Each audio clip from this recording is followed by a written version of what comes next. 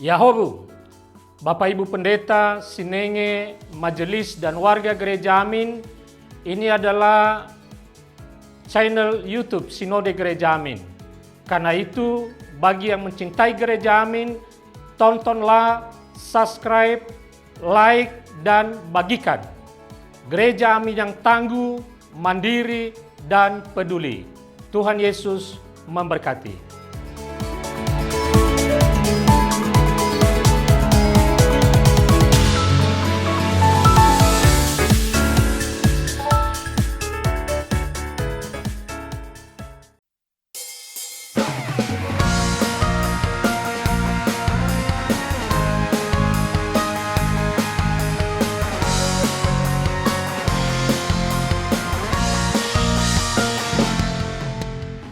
Adik-adik yang terkasih, jumpa lagi dalam acara Renungan Kidi dengan Kak Valen. Wah, seneng ya, hari ini sudah libur sekolahnya, sudah hari Sabtu kembali, besok Minggu. Wah, happy ya kalau lagi liburan kayak begini tuh. Siapa yang di sini happy? Kakak juga happy. Ya adik-adik, sebelum kita baca renungan, kita berdoa dulu ya. Yuk, mari kita satu dalam doa. Bapa yang terkasih, yang kami kenal dalam nama Tuhan Yesus Kristus, terima kasih ya Tuhan untuk setiap anugerah, kasih karunia dan penyertaan Tuhan dalam kehidupan kami. Biarlah kiranya ya Tuhan Yesus, kami selalu mensyukuri apa yang sudah Tuhan berikan untuk kami. Dan saat ini ya Bapa, kami ingin merenungkan firman Tuhan. Kiranya Tuhan yang menolong, Tuhan yang memampukan kami, sehingga kami boleh mengerti akan firman Tuhan. Dalam nama Tuhan Yesus, kami sudah berdoa. Amin. Di. Aku traktir es krim yuk.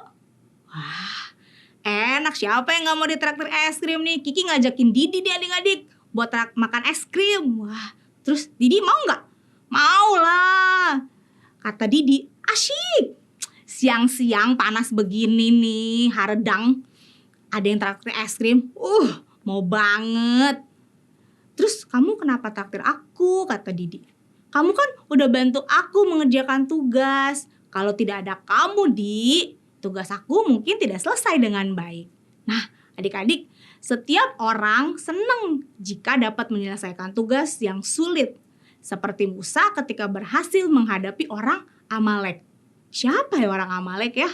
Ada apa ya?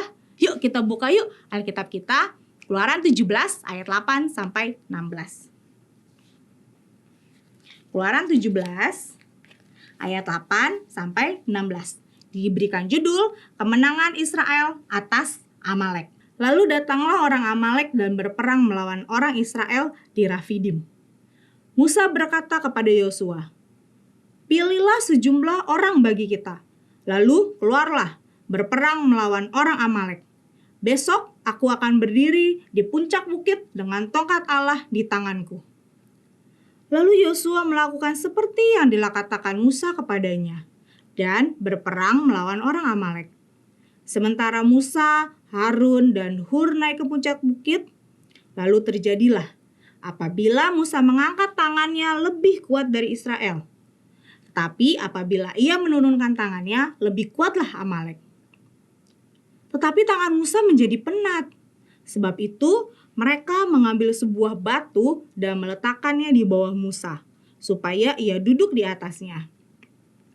Harun dan Hur menopang kedua tangannya, di sebelah kiri dan di sebelah kanan, sehingga tangannya tetap terangkat sampai matahari terbenam.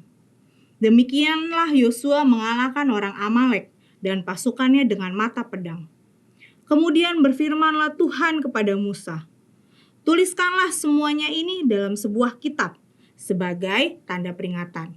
Dan bacakanlah bagi Yosua bahwa aku akan menghapuskan segala ingatan akan Amalek dari kolong langit." Lalu Musa mendirikan sebuah mezbah dan menamainya Tuhanlah panji-panjiku. Sebab ia berkata, tangan di atas panji Tuhan, Tuhan berperang melawan Amalek turun-temurun. Wah, Musa gak pegel adik-adik ya, tangannya harus terangkat biar bangsa Israel tetap menang. Nah, jadi adik-adik, setiap kali Musa berhasil melakukan hal yang sulit, ia tidak menepuk dada atau berpesta gembira.